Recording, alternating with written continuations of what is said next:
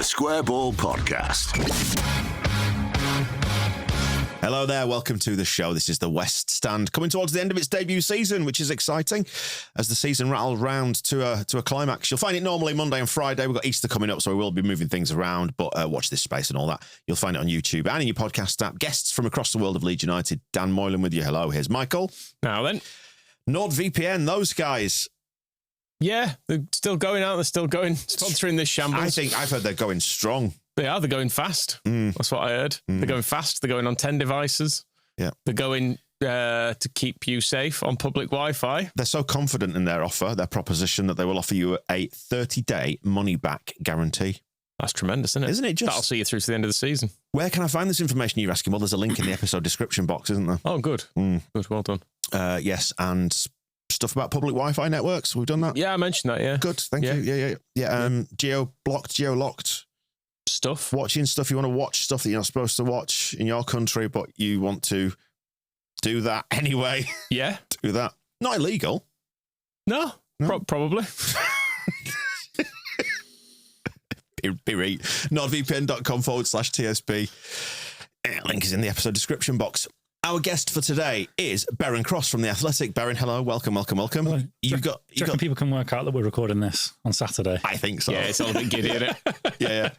Was it Graham who said to you in the press box just before you came around that I got the short straw because he did post Swansea and you're Very here much today? so. You're here for the glory pod. That sounds bad. Not a glory pod. Let's not get carried away. I mean, So that's something in the basement of a nightclub. it's been a good day. It has been a good day. Let's not rule anything out. Wow. Do you know what? We were so giddy on the match ball, which happened days ago now, as this comes out, that we didn't even talk about what Farke said in the press conference, or Hecky for that matter. So can you update us on that and how you saw it from your point of view there in the press box? Because that must have been fun for you as well. Yeah. I mean, I suppose we can get to the game in a moment, but managers-wise, Hecky was probably better than Farke in terms of giving us some juice to talk about. I think he can obviously speak more freely because he's not really got any skin in the game. And he said that, he said to Farke on the way off that you must be buzzing about that Burnley Sheffield United game because the momentum you've got now, the fact they've lost Saturday at Plymouth and they've got to go and play each other. I mean, it couldn't be a better hand for Leeds to be played. So that was probably the best quote we got, really. But Farke was, I'd maybe in good moments, Farke is even more sort of limiting of himself in terms of what he says, and he doesn't want to appear to be counting any chickens, perhaps. But nothing too emphatic from him. He was. I think the best thing was when he was asked about the crackle in the crowd, which I'm sure you guys talked about in the match ball, and that as news started to filter through, it was like electricity was just surging through the stadium. And I think he, of course, he said, "I'm not a robot. Can't ignore what's going on around me." He said he didn't know the scoreline, but I think everybody could sense that there was an opportunity knocking for Leeds. And I made the point to him, he's been in this position quite a few times, and he knows sort of what sliding doors moments look like in springtime in the Championship. And he wouldn't quite go that far and give us the quote we wanted, but he did say it. Clearly, it was very important that we held on and won today. And win we did. Seeing the numbers, Michael, since we recorded the match ball, which happened, it feels like only moments ago now, because it was. Opta, who run the scenarios, now have the promotion chances. Opta's scenarios are always just the teams that are in the top two go up. Well, after the midweek round of fixtures, we jumped from being below like Burnley and possibly even Sheffield United, chances-wise in their eyes, to about 91% chance as the favourites because of how that swung midweek. It swung even more today. 98.26% chance of going up, they say now. God. Burnley 93.36 and Sheffield United 8.38. Some of that percentage will be made up by the chance of us going in the playoffs, though. Let's just not do that. Yeah. Is there a top two figure on it? Because that's the only one anyone cares about. I think that is the top two figure. That's top two. That's not just promotion. I think so. Yeah.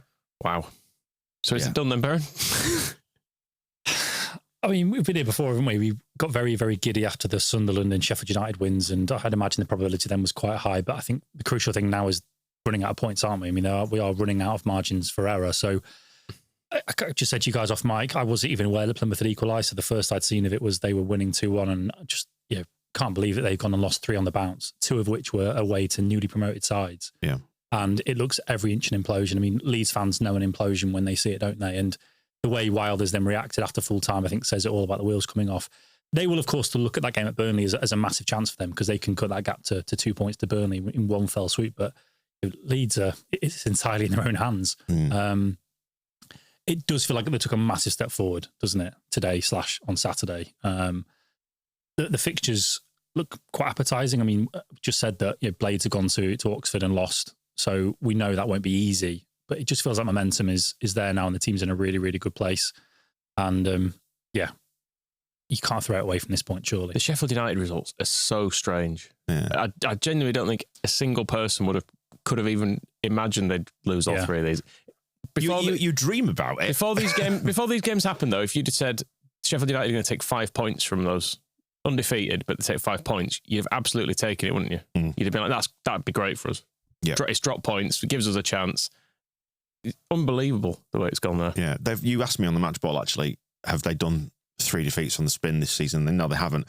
They lost to us earlier in the season, followed by an away defeat to Middlesbrough. That was in October when they lost 2 on the spin. They then lost to Burnley on Boxing Day, drew with West Brom, and then lost to Sunderland. So there was a 3-game spell there where they didn't take, they only took 1 point. But yeah, this is the first time they've done anything as bad as this. And what a time for it. What a time for it. As you said, Bowen, you know what it looks like, don't you? It reminds me of Leeds in 2019, the Bielsa, when it all just fell away before going into the playoffs, where, I mean, Leeds have obviously just gone through a pretty dodgy patch of their own, but they were still picking up points. And how ironic that, I don't know what you guys felt, but we were all quite critical of Farke's comments about saying it was a good point on the road at a relegation battling Luton. But the irony now that Sheffield United can't get a point away at Oxford or Plymouth, and now they're in the situation they're in. So, yeah, it does look like wheels off territory for them. Damn him, he was so right. But you know what? We said on the match ball, didn't we? I reserve the right to be stupid and wrong and immature. And I'm delighted to be wrong as well. All your worst fears have evaporated in the past week. It was weird because coming out of that, we were drawing the parallels between a week ago and going, the point on the road didn't seem a good point. It felt disastrous because Sheffield United started to play and you're like, well, obviously they're going to win. Yeah. And then we're coming into a difficult game midweek at Borough, and Sheffield United have got an easy game, so they'll win twice. We might get 2 points from these games, and it's all going to be over. In fact, no, it's all fine. It's all absolutely fine. We're all willing Farke to come into a press conference and tell us all how wrong we are, because we've all obviously had our moments in the coverage that we've written where we've written them off at times, and we want him to come in and say, you were wrong, I'm right, I've won all these titles, you haven't, I know what a Champions season looked like. And I would imagine the points totals now in terms of what's needed for promotion, that's probably dropping from what we expected, given that... What needed? Yes. Yeah. Naturally, I've got a spreadsheet for it. Mentioned it on the match ball. Forgive me for doubling up if I am doing it. You've already heard that. But yeah, it's just dependent on the Easter Monday game. As it stands today, though, if Burnley win that game, we need 4 points from here. If it's a draw, it's 5. And if Sheffield United win that game, then it's 7. All of which assumes that we won't be caught by Sheffield United on goal difference. So if Burnley win that game, Leeds only need 4 points from the last 12. Bearing in mind, we will have played before them on Easter Monday as well. Right. So if we were to win at Oxford and then we win at Ellen Road, I know there's a lot of ifs here, but if you win the next 2, then we go into the tea time kickoff after finishing at Ellen Road, knowing that anything but a Sheffield United win pretty much does it. Promotes us, yeah. Jesus. God, it happens quickly, doesn't it? It happens very slowly and gradually, and then all of a sudden it's like bang, you're up. It's the point he's made. Yeah, it's like we were saying. Is it as the games run out? 2 weeks ago it was Swansea, and we felt like the absolute pits of despair. Absolutely. Yeah, it was like that last time under Bielsa in the lockdown. It was other teams kept winning, and then all of a sudden West Brom and Brentford stopped winning, and it was done before we knew it. It was like, oh, okay, that was a week ago. We were still worrying about this, but. Yeah.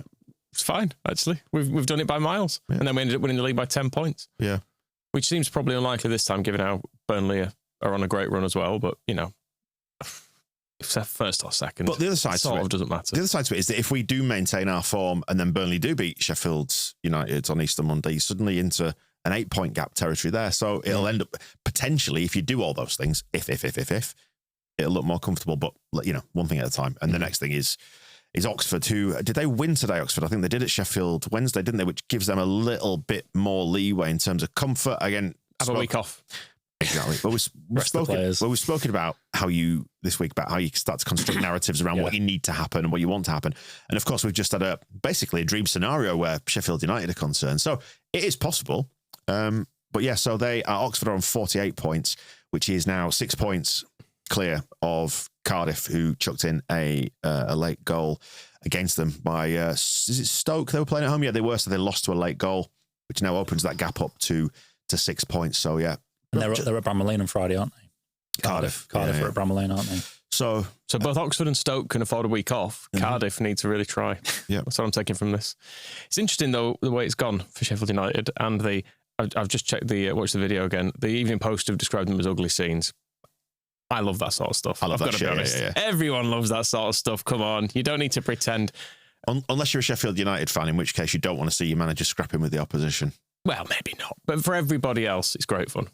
We all thought that Farke was showing signs of him cracking when he made the comment about "I'm 100% convinced Leeds are going to get promoted," but that in comparison to what Wilder's done today, it's only a fraction more than Opta. That is, Baron. But in contrast to the way Wilder is showing the cracks, it shows that Farke has actually kept his head. And actually, it's hard for him now to talk about going into the final set of games with calm heads, isn't it? Having scrapped with the opposition in the tunnel, off the back of having had a go at the fans last week, those same fans who've now set off at like 3:30 in the morning to get down to Plymouth to witness a defeat to the bottom club. Where do you go after that? Playoffs. That's where you go with it. The playoffs. Would accept. Yes, would also accept. Since we're recording the match ball, we've secured top 3. Haven't we, pretty much, I think? Because didn't Sunderland lose? I'm sure someone said that earlier. Yeah, that's correct there. So, they can't catch Leeds now. No, unless they overturn like a massive goal difference. So we're plus 53, they're plus 19, but they are now 12 points behind us with 12 left on the table. So that's the real quiz. So well done, everyone. Top 3 finish guaranteed. High fives all around, everyone. Well done. Looking forward to that. I'd rather not finish third if we can help it. I remember last season. Did we finish third last season? Yes. Yeah. All I remember is just the badness that followed in the end. That's the thing. You spend so long, don't you? Then you get in the playoffs, you're like, it don't really matter anymore. As long as you're in them.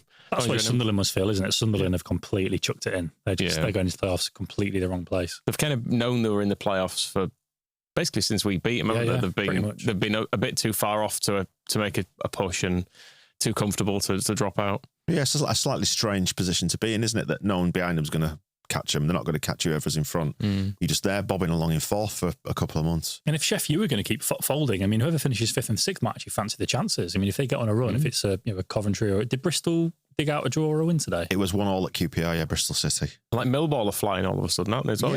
You said earlier they're only like a few points outside of the playoffs. Yeah, what did they do against Borough? So they beat them 1-0 at the Den. So, so you've got Coventry currently in 6th, but they've got a game in hand. They play Hull on Monday. Can I just say I don't want Millwall to go up? Part of the prize of getting out of the Championship is not having to play Millwall. So please stay where you are. But yeah, you've got West Brom, Middlesbrough and Millwall all on 60 points in 7th, 8th and 9th respectively. I feel like it's going to become very maths heavy is the Leeds fan chat over the next few weeks as people are just going, permutations, isn't it? That and that and that and that. I mean, you say that, but like we know that from here, 7 points does it at the end. Yeah.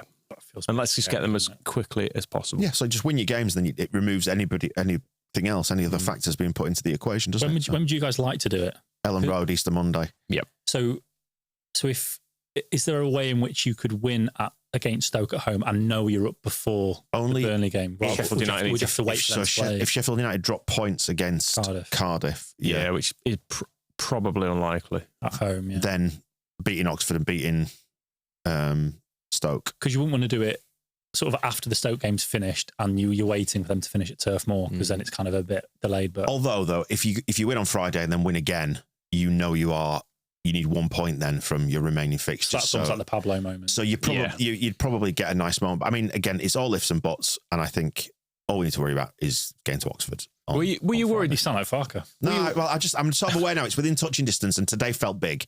Like the release from the crowd, it was huge. That late release was just brilliant. Were you worried today as it got towards the end? Yeah, I messaged him at like 6. Like I said, it was whilst Plymouth were still losing, so it was like ultra jeopardy. And I was thinking, why is it like this? Like they missed Pirro's had 7 shots and none of them on target. They had like 3.7 XG. So unnecessarily stressful. This you messaged me at 12 minutes past 2. Why does it need to be like that? They should have been battering them. Like should have been out of sight and just it's a sunny home win. this was the easiest of the 4 games remaining for me because they should be on the beach really. But like, why make hard work? Because obviously at that point Blades were winning, so you're thinking like, literally have to win this. But faffing about, and how many times have we seen a 2-1 lead turn into a 2-2 draw because of a dodgy deflection or an error? And you're thinking, oh, that's disastrous if you drop points today. We were saying on the match ball, like you've got Swansea fresh in your mind from the last home game in exactly the same set of circumstances. But Carl Darlow, God bless him in injury time, just holds on to that ball, lays down with it, and everyone goes, yes! Do you notice that? How every time he basically held a catch, it was like a goal? There's celebrations around me every time he just caught the ball, which is his job. But that's just how harrowing it's been for Roy Keane. Yeah. Joe Rodon celebrated him catching a cross in the first half. He went over to him and like shook him as if he'd made a really good save. Yeah, but you do get a lot of that kind of expressive, performative kind of celebration now, don't you, with players like making tackles? The sort of stuff that celebrate moments. Yeah, well, it's the stuff that Pontus Janssen used to do. You remember, you kind of really got on board with it. I love that. And I didn't love it as much when Rasmus Christensen was doing it. No. When we were like 2 goals down and he'd celebrate winning a throw-in or something, you go, just get on with it. Eh? Yeah, let's get to the end of this game and then we can really start being miserable. It's right there, isn't it, boys? Oxford away, Stoke at home, Bristol City at home, Plymouth away. It's right there. It is right there. Just within touching distance, isn't it? And it's nice. I sort of feel excited about it. There's nerves in the background because it's not there yet. But I don't know. Like I say, today felt big. This 3 defeats by Sheffield United feels pivotal. You know what football's all about, momentum, isn't it? Yeah, completely. It's about momentum. That's the way it felt today. Like I say, I mentioned to you guys off mic, and that what we didn't get with Bielsa's season was that it was behind closed doors. So those moments where you are looking what the other teams are doing, it wasn't like a shared experience where we're all together and kind of everyone's got the metaphorical radio in the ear, listening to the scores elsewhere. We had guys in the front row of the just in front of the press box. They turn around asking for the Plymouth score. So it's already, attention's already starting to turn to what's happening elsewhere, not just your own team. So I just think as these games come and go, and hopefully the results go Leeds' way, that shared euphoria of hearing about a goal elsewhere was great today. And hopefully, as we say, we get that Pablo moment where it's not mathematically done, but like you say, you need a point and you're probably going to get it. Games like today as well, you were saying then about keeping an eye on all the scores. It really brings home how much you lose by having games staggered as well. Was just going to say the same. It's what you talked about, Michael, in the run-up to this set of games where we sort of enjoyed the fact that we were going to play Middlesbrough at the same time as everyone else. Yeah, like being able to 2 match weeks in a row now, you've been like, okay, we can watch this and we can know exactly where we are at the end of the game, rather than going, oh well, that's Monday night. And for Burnley fans, they've been they obviously have to be interested in it, and sometimes it goes Friday to Monday, doesn't it? And it just drags it out so long, and it takes so much of the drama out of it, which ultimately is what the reason football is on TV in the first place. But actually, they stretch it so thin, you lose a lot from it. Yeah, that experience today will stay with me for a long time. The adrenaline was amazing, wasn't it? Yeah, just the release, just that sense of we need to help you get this over the line. Which is what the Ellen Road crowd's at its best when it does that. Fans were great today. Even before the Plymouth news filtered through, the anxiety, like I said, every time Preston even went into the final third, you could just sense it was audible anxiety because you thought, oh God, just please don't concede. But it translated into positive noise. I thought it was like chant after chant, and there was, if one stand went quiet, another stand picked it up, and they just kept it rolling. It was really good today. Yeah, Bogle identified it in his post-match comments. Yeah, to LUTV. So like the end day, said I've never heard anything like it. Wow. Is he trying to make Chris Wilder explode? Maybe so as well. I mean, from another little sort of sub-narrative in this is that he's scored the winning goal there that sent us 5 points clear of his former club, who were melting down at Plymouth, while Wilder chins someone in the tunnel. Chins our player, no less. Yeah, was it JB who got there? He was certainly on the way into the tunnel. It was him who was arguing. I think JB was protecting Bundu, I think it was. So I think what we think is Bundu was kind of celebrating in front of the Blades fans, which is what has been like a red rag to Wilder, and he's stood up there like the great protector. I thought, I'm not having that with my fans. And then JB sort of acted like as the mediator to try and sort of get between them.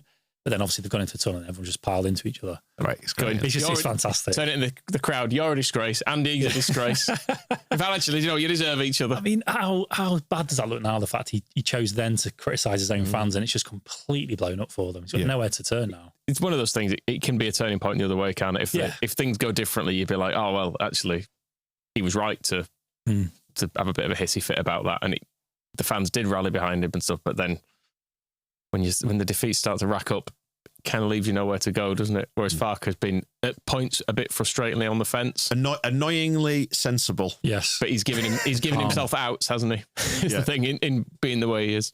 Yeah, I've obviously not seen the Blades game because we're at Leeds today, but just the numbers. I mean, even XG, they had no complaints for losing. I think Plymouth, they both were under 1 XG, but I think Plymouth actually edged them out. So they have even losing the game, they've got no complaints about that. Plymouth they played dreadfully by the sounds of it. Absolute Stonewall penalty as well. Did they? I can't remember which Sheffield United player it was, but he basically had someone in like a full Nelson as the ball was dropping. And he just bizarre that he ref didn't see it. Nice retro wrestling. Yeah, exactly. There you go. We don't get enough of that on football podcasts, do you, these days? Hey?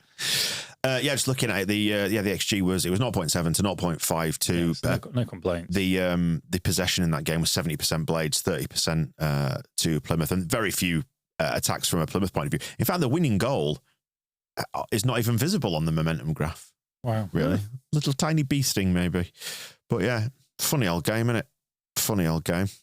Just looking at big chances. Yeah, Sheffield United didn't have any big chances in that game. No, it was a nicely taken goal. Actually, it was for kind of a bit like the 2 first goals today, cutting in and curling it into the far corner. But yeah, were you guys getting anxious about how long it took to bring Bamford on? Were you kind of at what point were you done with Pirro for today, or did you like the fact he kept getting chances?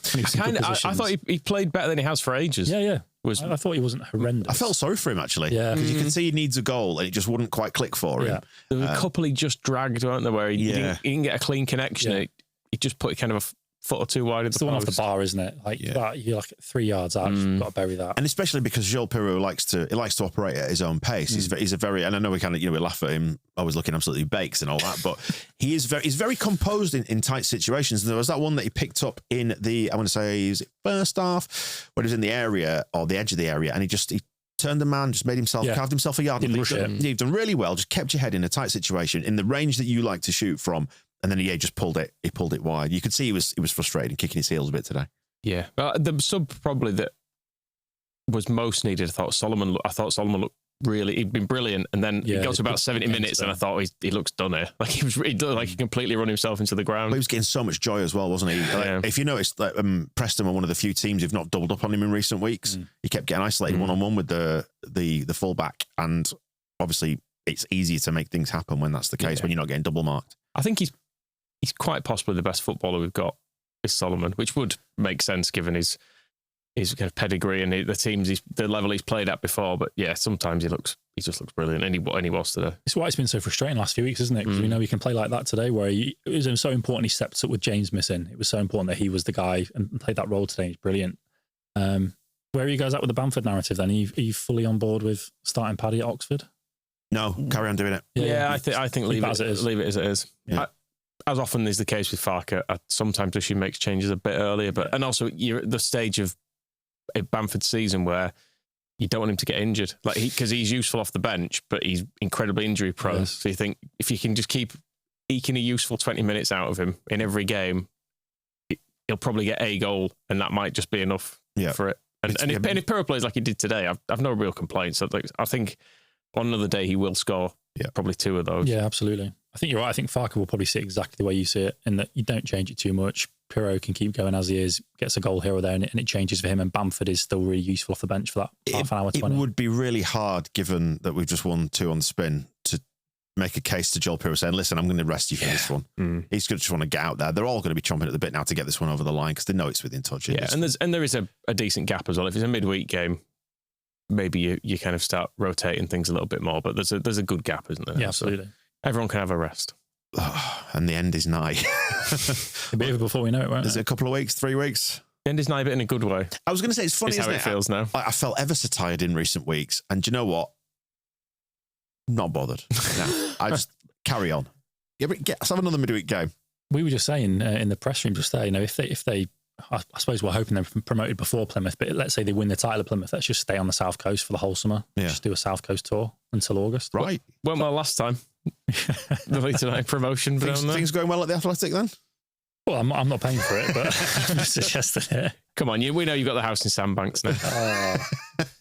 I've got a soft spot for Plymouth, obviously, having previously reported there, so I do hope they stay up. Moving next door to Phil, who's obviously down there now. I've basically grown to like Plymouth by the fact that we have beaten them in recent years, and It's like there's a guy we have in propaganda called Cornish Janner who's just the most enthusiastic, lovely lad, and I kind of want I want to see his reaction to them staying up. I feel like he's a little bit of a bonus. So hopefully we can go into the last game. Both teams can be happy, and with the title in our hands and gift them the win. What you want is a content opportunity, exactly. Like any good YouTuber. Oh, don't call me that, please. Too old. Well, I don't know what else there is to add other than it's been all right. We could talk about some football, shall we? Yeah, we could do. Why? Well, 'cause some stuff happened in the game, didn't it? Right. So we did that on the match ball though a bit. Well, we did a little bit, but it was quite giddy, wasn't it? Yeah. Ampadu into defence, Grove into midfield. Has that actually helped us? I think so. I think it's solid. I don't think it's a net gain on what Stroke was providing. I think it's fine. I think it's serviceable with what they're doing. I mean, he hasn't got much of an alternative, has he? I mean, I suppose would you play Verba as an alternative? No. So Big Joss. You've got to play Big Joss. Why are you laughing? I love him so much. He's brilliant. We've heard a great story tonight about how he. When's the book coming? I've been working on the book deal all year. Apparently, after the match, Nonto was in his car ready to leave Ellen Road, and apparently Giavogi's basically stood in front of his car, stopped him, pulled him out to sign autographs. What a guy! Nice. So yeah, I think the alternatives aren't better, are they? And I think Tanaka and Grove is fine because I think Ampadu and Rodon have got a great affinity with each other. They've obviously got a Welsh goalkeeper behind them as well. I think it's fine. And like I say, I'm just terrified of changing it now. Yeah. And there's all the narrative stuff around Mellier's just gone. It's nice. Isn't it nice having a solid goalkeeper? I mean, Darlow had a moment, obviously, with the punch on the edge of the area where you kind of went, oof, Carl, really? I've still not seen a replay of this. How far out of his box was it's he? A good yard. Like it's not. I was going to say, as I mentioned on the match ball, your brain does the trigonometry, and I could see. I thought but he's shut. Are you sat in northeast? No, I'm east lower. Oh, okay. Oh, right, okay. The south end. No, I was looking at it almost sort of. Let me think. About 45 degrees on, but I was right behind. To give you an idea, I was right behind Solomon's shot that went in. Oh, so okay. That's my angle. Yeah. So Darlow was kind of running out towards the ball, and I thought, that's too big a distance to close, Carl. Also, the ball's not going into the area, but you've done it anyway. Brave. Everyone's trying to think, like, what are the rules on that? Could he get a red card? Are we done? Like, what are the rules? Well, when the ref pulled the card out, he was side on to me, and I couldn't see what colour it was. So you got the sun shining, the ref stood, and I thought, I'm looking around the crowd for the reaction, and then nobody kind of went, oh no, like fuck off or whatever. I was okay with it. Assuming Darlow knows the rules, it's probably a good yellow to take. You know, as in like, what? Are you telling me you enjoyed that free kick afterwards? Yeah, that was scary. But the alternative is not doing that. And then being massively stranded. The alternative would have been if he'd have stayed on his line and it just got cleared. Oh, I know, but I mean, come that far. You know, like when a defender gets the wrong side. Gotcha, right. And they get turned and they just commit. They just drag someone back and think, yep, right, fine. Yeah. Then maybe that's the goalkeeping equivalent. Yeah, I've come for this. I can't reach it. I'm going to get it anyway. My hope with that free kick was it's possibly too close to get up and over the wall at that point. They just tried. Too many bodies. They just tried smacking it in the open side of the net, didn't they? But I think it hit Brendan's head, I think. Yeah, Brendan. And went over the bar. Brendan. Yeah, that was. They didn't have many chances, did they? No. I mean, the goal was quite odd, wasn't it? The equaliser, because it felt like the crowd was still celebrating the opener, and then it was like, oh, Firpo just let him wander in, and he's bang on in the far corner. But apart from that, I mean, their XG was 0.3, something like that. Darlow's had nothing to do. Yeah, it was low. Yeah, good day at the office. That quite enjoyed myself. Don't know about you. Yeah, makes you excited for Stoke's next home game, isn't it? Yeah, because like you say, given what we've discussed about what could be on the line, that shared experience at Stoke could be pretty memorable. Yeah, potentially. 0.33 the XG, just to answer your question, to our 3.71. Yeah. At half time, I looked at the shot map and it was just ridiculous. Ours was just dots everywhere, and theirs was basically like one dot goal. Brilliant. Yeah, so Stoke, just to repeat what we said on the match ball, now currently 5 clear of Cardiff in 22nd. So obviously there's the Hull have yet to play on Monday, and there's the Good Friday fixtures, which I'm sure it'll all swing again down there. But I mean, God, if ever there's a game to win, that's it. With the Bristol game on the Monday night, do Sheffield United and Burnley play on the Saturday before or the Friday? I don't know how the TV people have done it. Let me have a look. I have actually, again, I've written all these on a document just so I knew.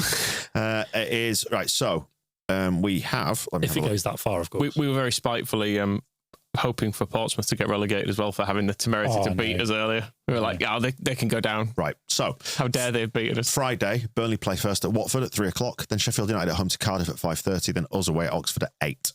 So we're the last ones to play on Friday. But the following... And then Monday, we play Stoke at 3, Sunderland Blackburn at 3, and then Burnley Sheffield United at 5:30. I could probably safely remove Sunderland now from this. And the following weekend? So, game week 45, Stoke Sheffield United on the Friday. Right. And then we play on the Monday against Bristol, yeah. So that could be another one where if it does go that far, it could be done on the Friday even before we play Bristol on the Monday. Yeah. And then you've got, QPR facing Burnley at lunchtime on the Saturday. Listen, if the last week tells us anything, we shouldn't probably look at what's likely to happen here. We can't bank any points. But then again, we did look at the last couple of weeks and go, well, if Sheffield United was to drop points there and there, they did. Oh, they've done it again. Good stuff. But you can't help, can you? But start to imagine what scenarios might unfold. And when it does unfold as you want it, it's really nice. It's so much closer than it's been this season. As you said, I know we had the 5-point gap before, but it was weeks ago. No, 7. It was 7 or 8 points to Burnley, wasn't it, over those after the Bramall Lane game? I mean, the bare numbers, 12 points to play for and a gap of 5 points with the two teams beneath you to play each other. I mean... Yeah, Hecky was almost like laughing when he's saying it was like they must.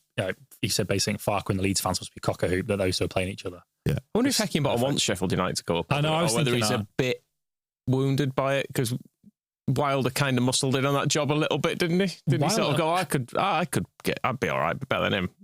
Wilder's sort of he's not named Hecky, but he's definitely sort of dug out the preceding sort of squads and managers that came sort of since his last spell. So I wonder if Hecky has got a bit of a chip in his shoulder about that. Well, not our problem, is it? Let them two argue. Let them have their South Yorkshire beef together. Yeah, bless. Right, well, have we done half an hour? Yeah, we have. Done another half an hour. Yeah. Just sit here and enjoy it. Just sit here in silence, just thinking. What if Sheffield United draw, Burnley win, and we draw? Let's get the maths paper out. One game at a time, but it's there, isn't it? It is there, as I said before. So let's just step forward and do it. That's all we ask. Simple as that. And let's get back together at the end of the season now, and we'll look back on it, unless, of course, it ends up with the playoffs. Please, no. You're not getting me in again before the end of the season? There's only a couple of weeks left. Crushed by that. Do you want to come in? I'll come in every game. It feels this good. You can come in and pack mugs with me if you want. I feel like I owe Graham one, though. That's the only thing. That's fine. We can share it out. Get us both in terms of home games. But to be fair, if the good thing happens against Stoke, if that was to happen, well, I mean, none of us are thinking straight, are we? After that, it's on the Bears and in town. I don't even know what to do there. How good is that going to feel? I mean, I know people got together off during COVID when they shouldn't have done, but I mean, to do it for everyone to just properly cut loose and everyone feel they can go out and be together. I will say unbelievable. That. Yeah, that I said on the match ball, like I had a little bit of a tear in my eye at full time today, and it was because I was thinking I've not seen us promoted since 1990. Yeah. 1990 when I was a kid. Proper shared experience. Yeah, and I just had a sort of a glimpse into the future in a couple of weeks' time, potentially, thinking this could be a thing that I've not experienced with other Leeds fans for so long. So yeah. God, if they lose at Oxford now, Christ. As long as Sheffield are all going to be in bits. But if Sheffield United lose, kind of a good week. Doesn't matter, does it? I mean, get out there and do your job. That's all we ask, and they're doing it at the minute, so happy days, yeah? Thank you, Leeds. All right, Berwyn, we will get back together at some point in the wake of whatever happens in the next couple of weeks. Is that all right? Yeah, that's fine. Speak to you then. See you soon. Cheers, guys. The Square Ball Podcast.